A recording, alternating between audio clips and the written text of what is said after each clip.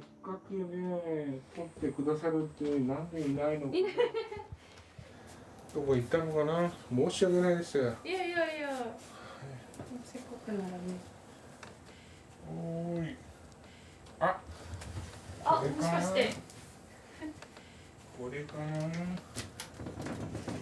いしょ。あ、いました。お名前は？まあ甘い子なんで、あまちゃんですね。あまちゃん。はい。だいぶおばあちゃん猫なんですけど。山形市に住む熊谷誠二さんと初めて会ったのは2022年の7月。第一印象は猫の T シャツがすごくチャーミング。人前で話すことが得意で、視圧師として地元のケーブルテレビに出演したこともあったそうです。今もなんか知らんけど、妻と娘の場合は好きなものは妻美希さんの手料理。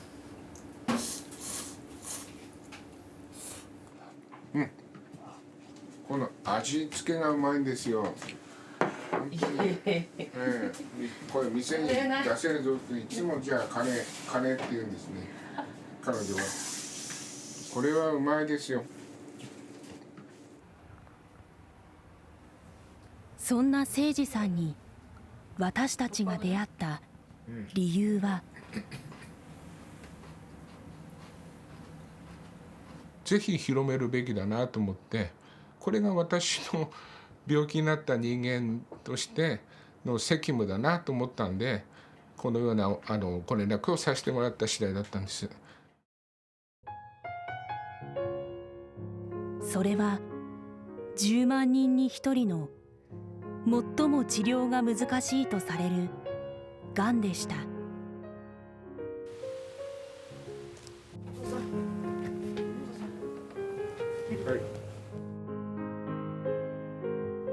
担当だった先生が「この病気膠芽腫で2年生きた方見た時ない」って言われて、植物状態になっても生きてみせると、いや嬉しいな。私には時間与えられてるのかなと思って。この前ね、聞こえない。そう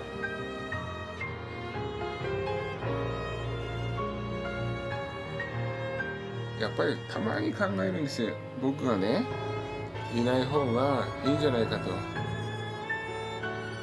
まあ人間の心がですね、失われていく病気でもありますよね。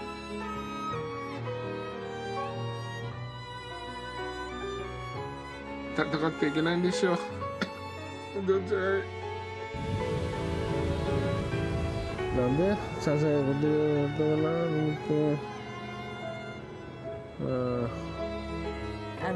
なんとかなるからね。痛い？だんだんできなくなってくることが多いなと思って。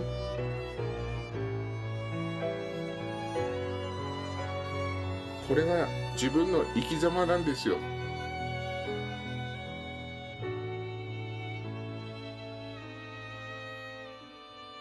最後だと思ってママのわがままを聞いてあげようかなと思って。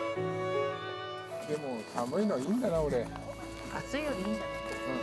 これは私が見た夫婦に与えられた時間。1年9ヶ月の記録です。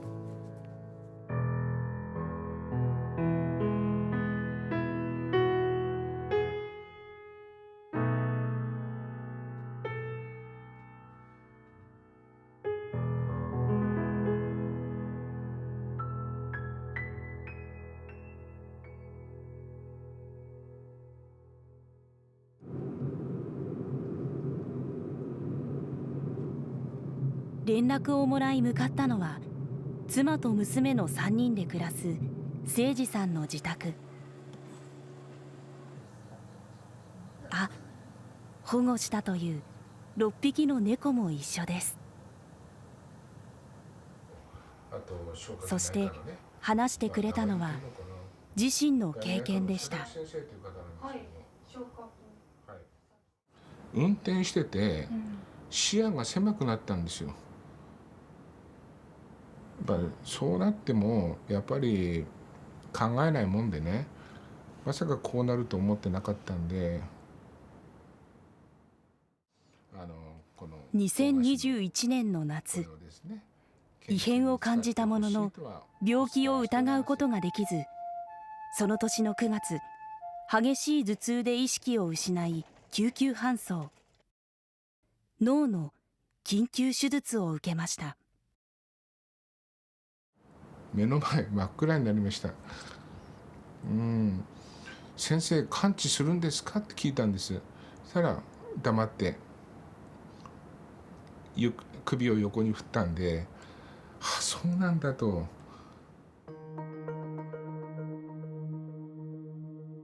診断は悪性の脳腫瘍、膠芽腫。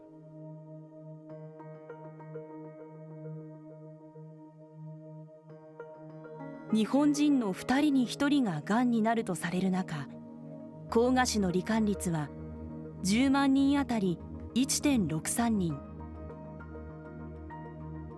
5年生存率は 15% 程度にとどまります。こんなに悪いのと、俺らどうするよかと、来年の桜見れんのかなと。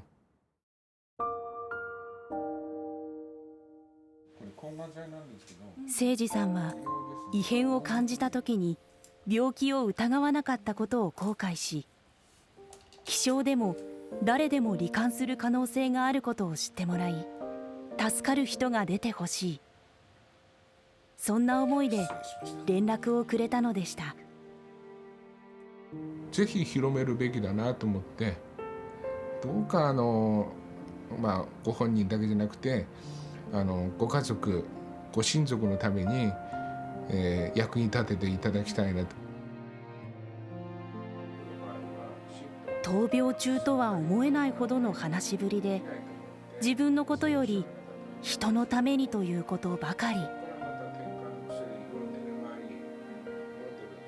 しかしインタビューの最後、こう漏らしたのです。それでですね、これは残念なお知らせなんですけど、昨日の検査でこの耳の奥に腫瘍が見つかったんですよ。だから再発の可能性、再発とは先生おっしゃりませんでしたけども、ちょっと怪しいのがあるということで。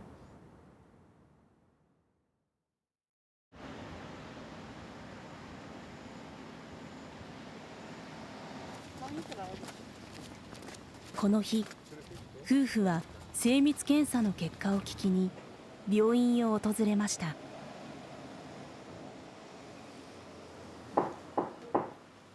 どうぞ。はい。失礼します。お願いします。よろしくお願いします。ご協力いただいてありがとうございます。昨日は眠れませんでした。死刑宣告みたいな。やっぱりペットっていうのを検査させていただいて、はい、写真見てみんなで相談したんですけども、はい、これがその結果なんですけども、はい、ちょっと白いところが出てきてるって、これが何かなっていうので、ペット検査したんですけども、でやっぱり赤く光ってるんです、なのでやっぱりこれはまだ出てきたのかなっていうのが可能性が高いかと思います。場所的には取れないところではありませんし、で他には治療法として放射線治療とか、あと抗がん剤治療とかありますけれども、やっぱり年齢が若いことなんか考えると取るのが一番確実かなと考えたんです。再手術っていうことですけどもね。やっぱりこれですよね。そうですね。で、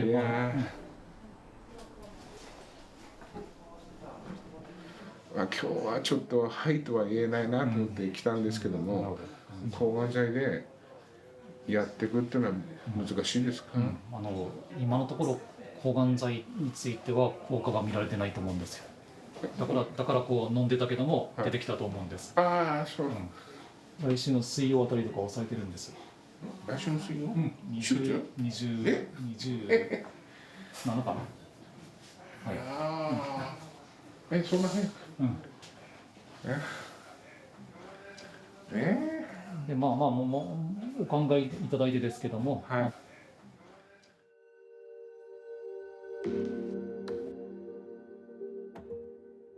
手術を受けてから10ヶ月後の再発でした。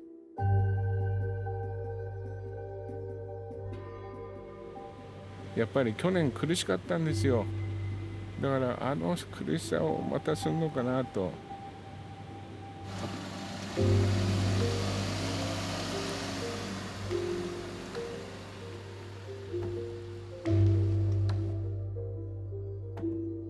この病気の怖さを国立がん研究センターの成田医師はこう話します。手術をして腫を取ってもですね、その脳の奥にっていうふうにまさに染み出すように染み込むようにですね、そういうような形で広がっていきますのでね。腫瘍が広がることで徐々に視覚や聴覚への影響、言語障害、手足の麻痺などが症状として現れてくること、そして進行スピードの速さがこの病気の怖さだと成田医師は話します。死への恐怖ももちろんありますけれども、それ以上にですね、自分が自分じゃなくなっていくっていうですね、そういう恐怖と戦うことになるわけですよね。誠司さんもその恐怖に直面することになるのです。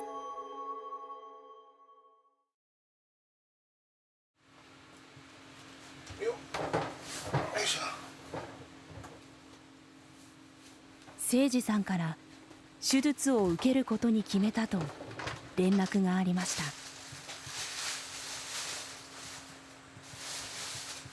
あと2分ぐらいちょっと喋らせてもらっていいですか？もちろんです。大丈夫です。だってお座りになりますか？じゃあ実はですね、私、病院とかにも勤めてたんですけども、うつ病みたいになって辞めるしかなかったんですよ。それで私のそういったダウンしてしまったんで、妻だけにね、仕事を頑張らせて、私はちょっと病院とか行ってたんですけども、でそれでようやくその病気が精神的な病気が治ってきた矢先の去年、この頭の膠芽腫のがんで倒れたんで、これからって時だったんでね、正直私の影響で明日食うお米もなくて、そういうフードバンクとかにね助けを求めて食材を送っていただいたことがあります。これは包み隠さず申しますけども、本当そういう方々のおかげで私たち家族は生かされてきたので。人の役に立ち恩返しがしたい、そう思う理由を打ち明けてくれました。生活が苦しい中でも弱っている猫を保護するのは、そこにかつての自分を重ねていたからかもしれません。すいません、じゃあ行ってまいります。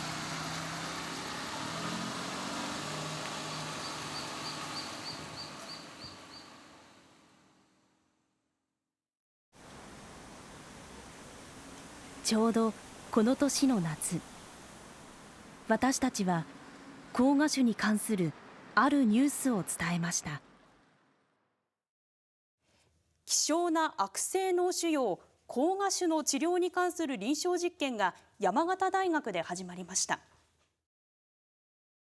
ここ十数年、治療成績に大きな進歩がなかったという膠芽腫。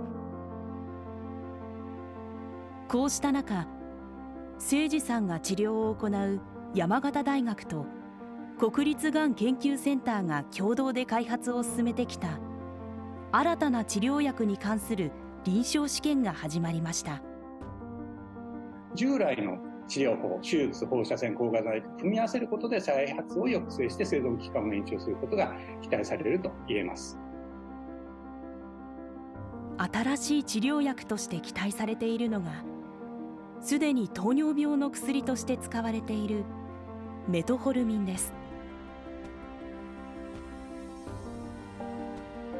がんの根、がん幹細胞は放射線や抗がん剤への耐性があり、再発の要因と考えられています。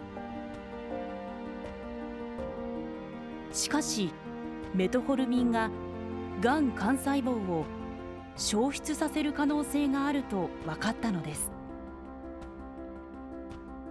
再発リスクが減るだけでなく、他のがんへの応用も期待されています。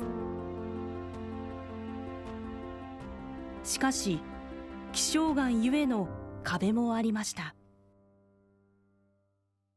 製薬会社、そういうところにですね、いろいろ働きかけてきたわけなんですけれども、値段が高くてたくさんの人が作ってくれる、すなわち患者さんが多いっていうことが一番重要なことなんですね。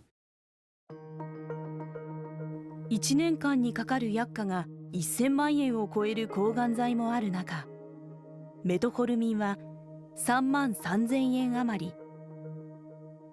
多額の費用をかけて希少がん用に開発しても利益は見込めず、製薬会社の協力は得られませんでした。そこで医師主導の下で臨床試験が行われることになったのです。研究者たちにとっては大きな一歩だといいます。我々悪性脳腫瘍を専門にしている医者とか研究者にとってみると、昔から最もこの病気がターゲットな病気なので、逆に言うとこの病気の克服というか撲滅が悪性脳腫瘍をやってる人間にとってはもうテーマっていうか悲願というか。心に誓いました。初めて発症し初期治療を受けたばかりの人が対象で、今回の臨床試験の対象にはならない誠司さんにとっても嬉しいニュースだったと話してくれました。ぜひとも成功していただきたいなと。だからこの難病というかですね、もう助からないこの膠芽腫でもかなり助かる方がねいる、たくさんこれから出てほしいなと思っています。ご自身にとってもやはり希望にはなってますか？希望であってほしいです。はい。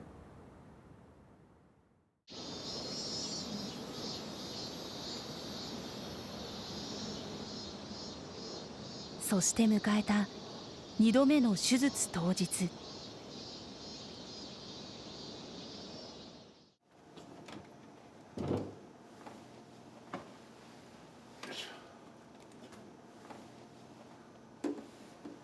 おはようございます。体調いかがですか？いやよく眠れたんですけども、ちょっと少し動悸がするというかですね。はい。皆さんもどうか、これから本当の夏が来ると思うんで、お体ご自愛くださいますよう心から、私が言うのは説得力ないですけどもね、お祈りしております。今日はもうご自身のことを考えてください。何より。はい。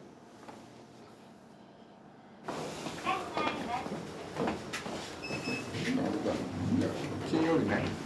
待ってね。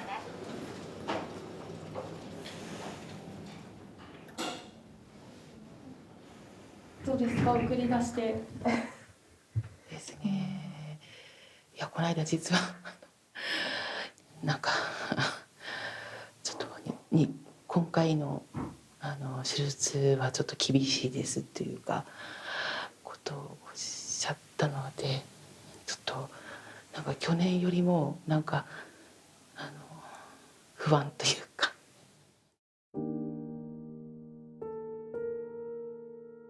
心配性の誠司さんを気遣い伝えていませんでした。ちゃんと帰ってこれるといいけど。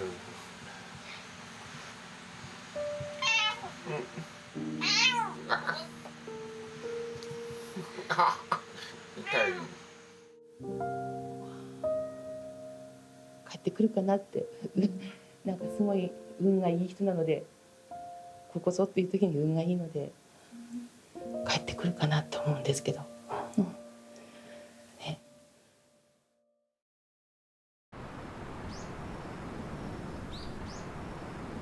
2度目の手術から2ヶ月余り。頭の指圧に入ります。そうですね。懐かしいね。懐かしい。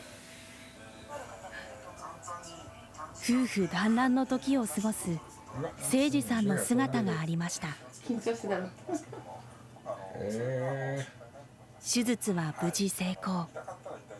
体調は少しずつ上向いていました。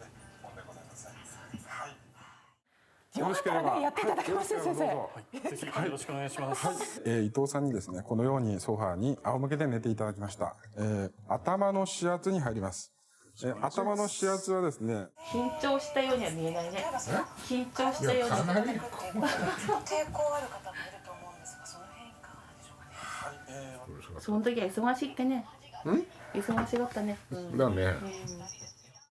視覚、触覚、嗅覚含めて充実した時で、やっぱりいろんなことがね、感覚で分かる時だったんですよ。指圧師とお客さん、それが2人の出会いだったと話してくれたことがあります。実は彼女は私いないと何にも手続きできないんですよ。例えば市役所とか例えば郵便でも今いくらだっけ、いくら切ってはるんだって、どこの奥さんもそうだと思うんですけども、膠芽腫と診断されてからは介護職に就く美希さんが家計を支えてきました。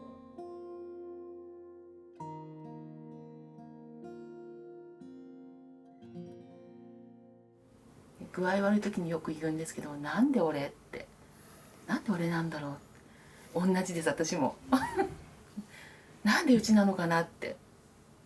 でもこれって何か意味があるのかなと思って、思ってます。私じゃなくて今回は主人だったんですけど、そういうになってしまった病気の意味、家族がどういうふうに一緒に暮らしていくっていうか。だから極力ね、痛いずっと言わないのがね、心ばかりのそういう恩返しかなと思って、極力こう頑張って、そしたら季節も味方してくれたのか、こうやって良くなってきましたんで、本当に何とも言えない苦労をかけました、本当に。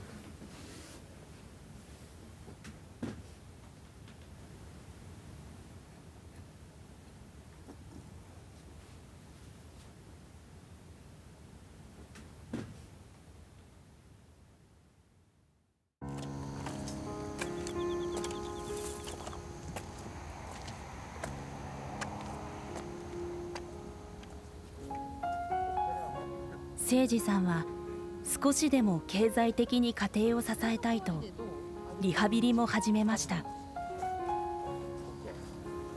どう歩いた感じどう？杖大丈夫。これあったかもしれないけど、目指すは年末までにアルバイトでもいいんでそういった仕事をねするのが目標なんですよ。このまま病気が消えてしまえばいいのに、そう願わずにはいられませんでした。今度仕事探しということ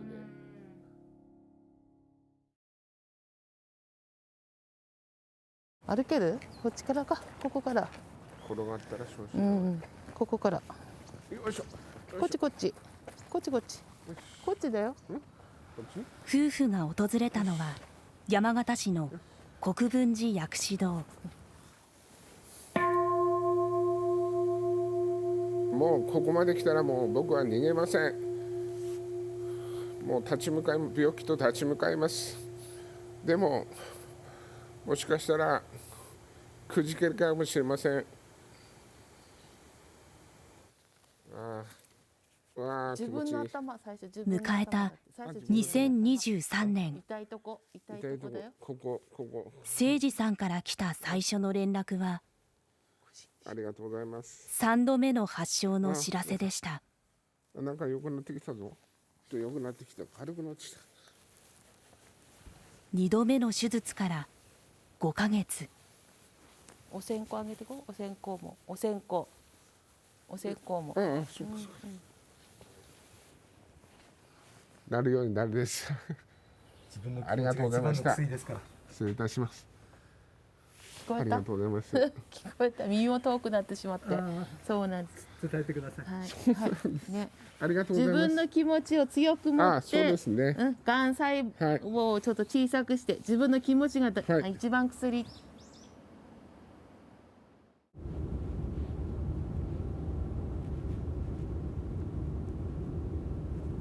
幸いなのか逆にまずいのかわかんないですけど、手術ができない場所というかできないって言われて、抗がん剤を点滴で、あと放射線今度当てることにまたなったんですけどね、来週から入院なんですよ。ちょっとね、正直1週間前になってね、怖くてね。今回染み込むように広がった腫瘍を手術で取り除くと手足の神経に及んでしまう。現状を維持するために手術はしない方がいいと説明を受けたそうです。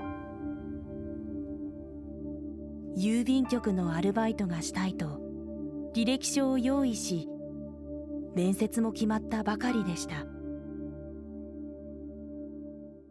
結局ね、働けなくてダメだったんですね。もう何もできなくなるのと思って苦しかったです。泣きました。悔しくてね。ちょっとね、なんとかなるからね、そういう思いはわかるけどね、前からお金のことは心配してたのでね。そうですね。もう何も考えず治療の方に専念してほしいんですけど。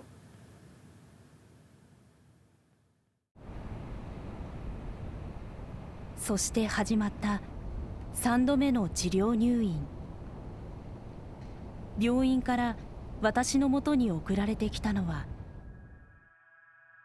嘆きのメッセージでした。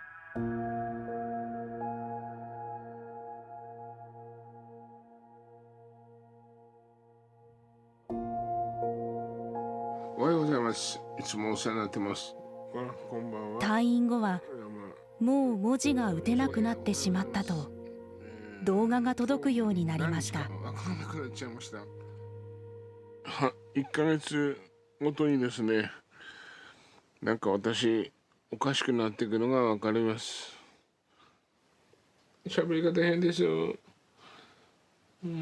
おかしいな。私の外国の間にね、いいと思うんだけどな。体はね、戦っていけないんですよ。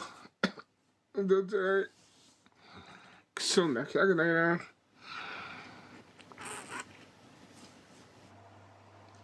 がんと戦えなくなった情けないがん逃亡者のメッセージです。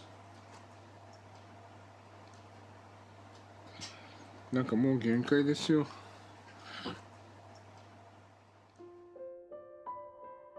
心が失われる病気。その言葉が頭をよぎりました。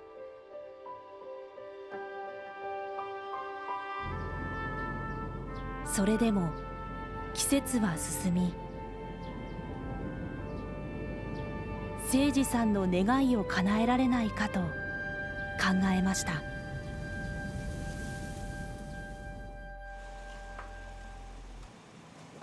おはようございます。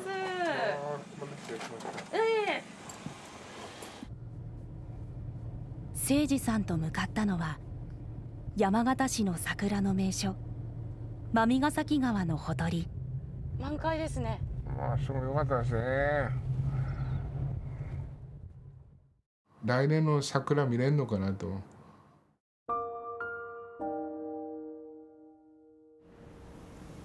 雪深い米沢市出身の誠司さんにとって春は希望を感じる特別なものだといいます。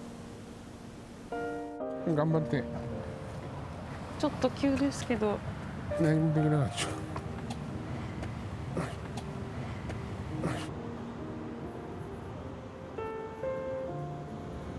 た。いやー、いいですね。あそこはね、向こうの通りまでこうやって自分の目でね、こうやって見えましたから、見れてよかったな。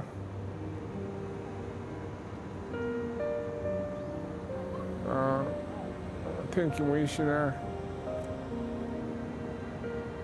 そして仕事で来られなかった妻の美希さんのことを話し始めました。あれほどね、何でもいいから仕事してよと言ってた人が、もう仕事しなくていいからと言ってくれてるんで、本当は逆に支えなきゃいけないんですよ。なんで支えることだったかなと思って。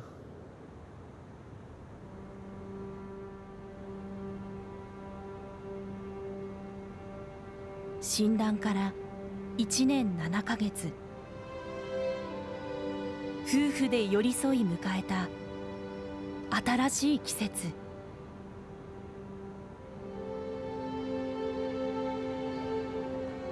正直僕死んでると思ったんですよ、もう去年のうちに。でもこうやって生かされて、またこうやって見れることができたんで、本当に嬉しいですね。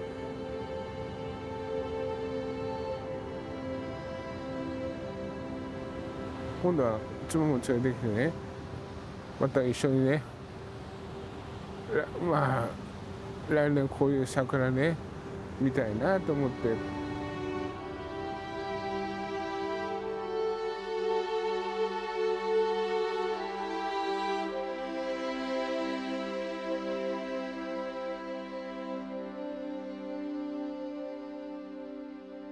この2週間後、誠司さんと連絡が取れなくなりました。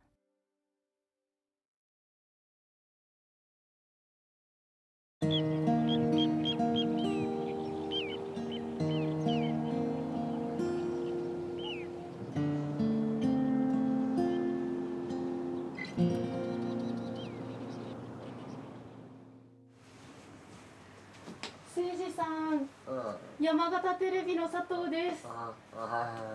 おはようございます。今日お邪魔いたしますね。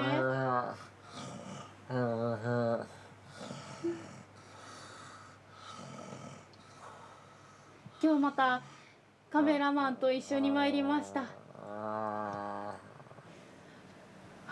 れね、あんくらいでずっと行けたらなんて思ってたんですけど、ね、ちょっとやっぱりあれなんですね、進行性の早い病気なんだなって最近すごく思ってます。やっぱり怖いなと思って。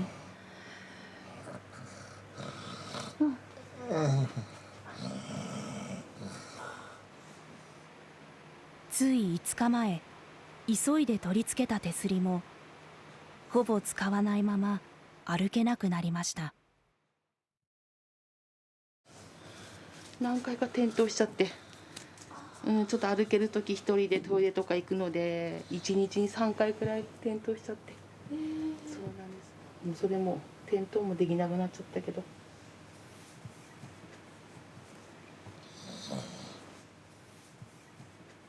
前の日の夜からは食べ物も水も飲み込むことができなくなりました。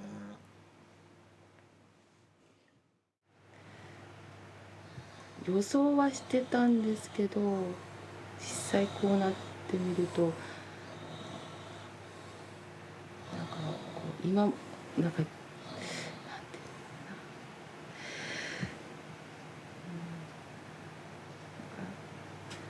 な、辛いっていうか、コミュニケーションやっぱり取れないのは辛いですね。なんかね、辛いですね。本人も辛いと思うんですけど、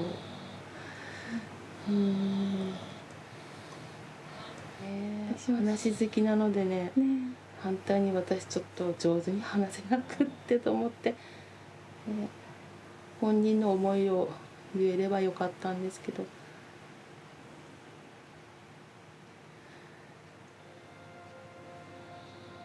取材に伺うたび、誠司さんが口にしていた自分の戦う姿が誰かのためになればという思い。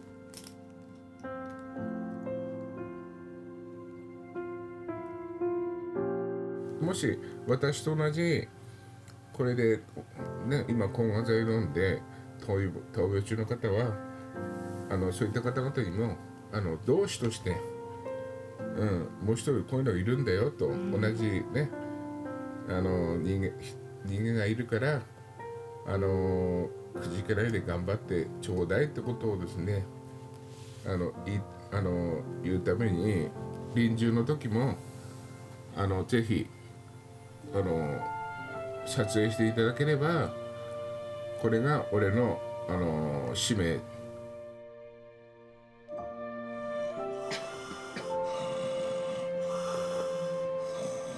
その思いを一番そばで聞いてきたのが美希さんでした。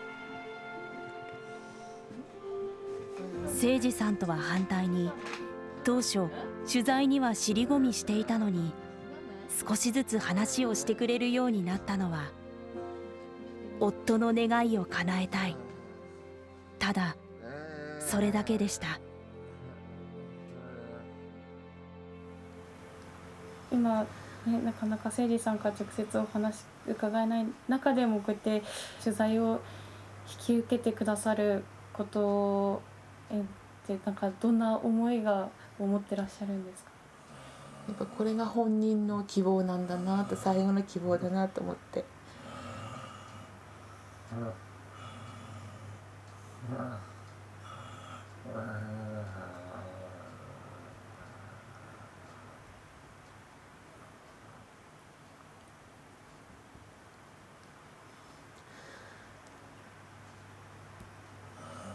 もうね、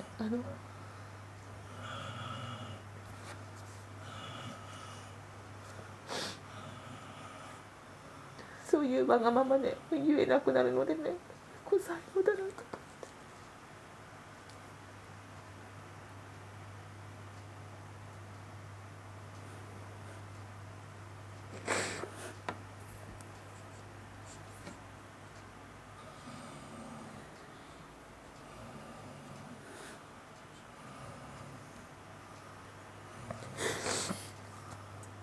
今までいろんなわがままと私にわがままとか言ってきたんですけど、その度強引に自分のしたいことやってきたんですけど、でも今回は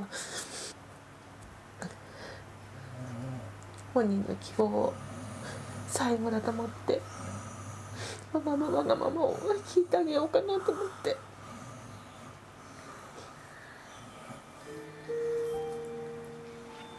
私も一緒にその思い遂げさせてください。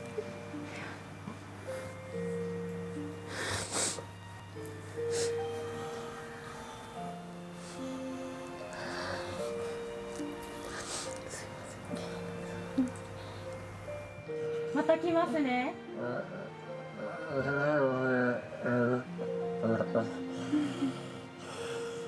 ってくれてる気がする。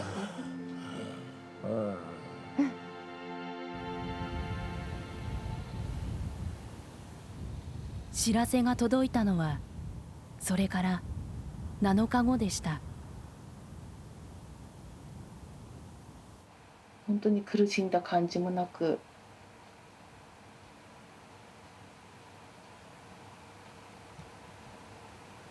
なんか口元が笑ってる感じに見えたんですけど、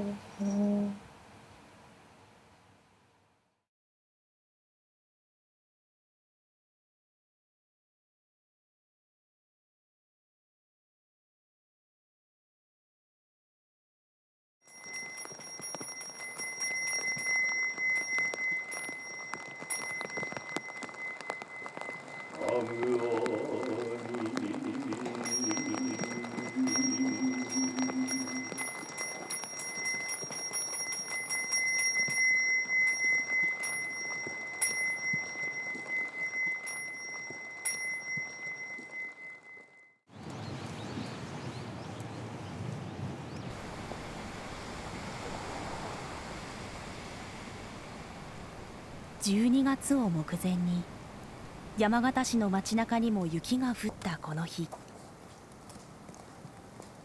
美希さんは墓参りに訪れました。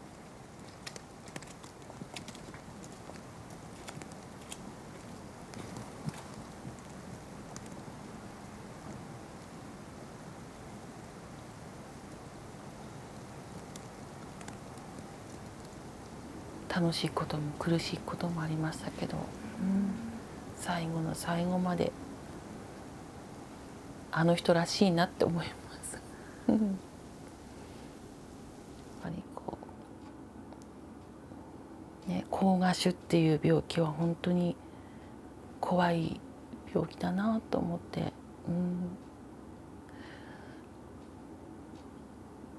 新しい薬を飲みたかったっていう気持ちが伝わってきたので、でもね間に合わなかったので、ならばね他の誰かにねちょっとね新しい薬が早くってて、自分と同じ病気の人が少しでも長くっていうことは常々私に言ってましたね。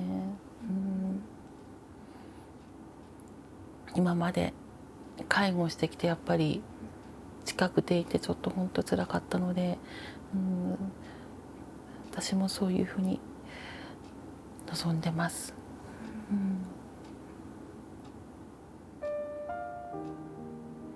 怒られてそう、ちゃんと話せって怒られそう。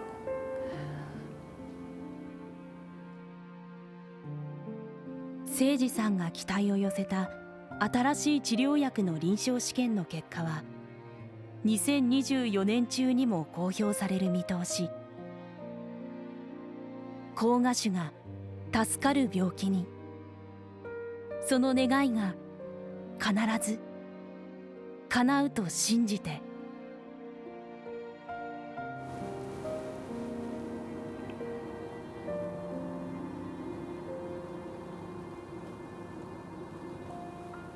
誠司さん取材に来ましたよ。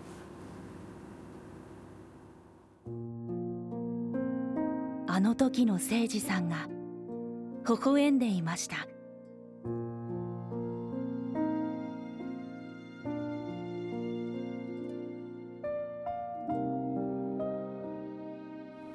もう最後のちょっと本人ちょっと言えなかったことで、本当あの人のちょっと笑顔が大好きで、本当は。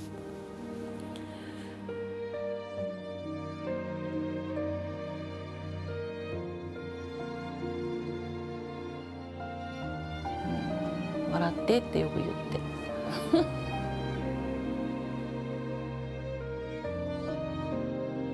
誠司さん、私もあなたの笑顔が大好きです。